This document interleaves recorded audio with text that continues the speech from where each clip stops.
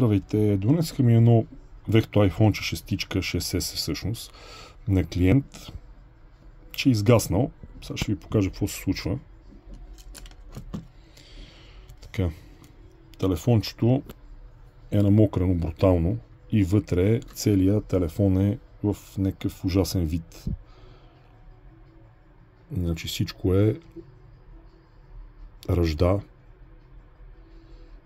Не знам точно какво мога аз да му направя, освен да го почистя и да видим дали въобще нещо ще се случи, дали въобще нещо ще тръгне.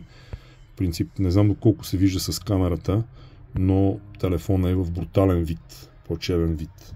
Просто намокрен и не е почистен на време и телефонът е напълно унищожен. Така че, приятели, ако намокрите устройство електронно, било телефон, било каквото и да било, тичате в първи възможен сервис да го отворят, да му откачат батерията и евентуално да го подсушат и да го почистят професионално. Защото в този вид телефона най-вероятно ще е за в кофата.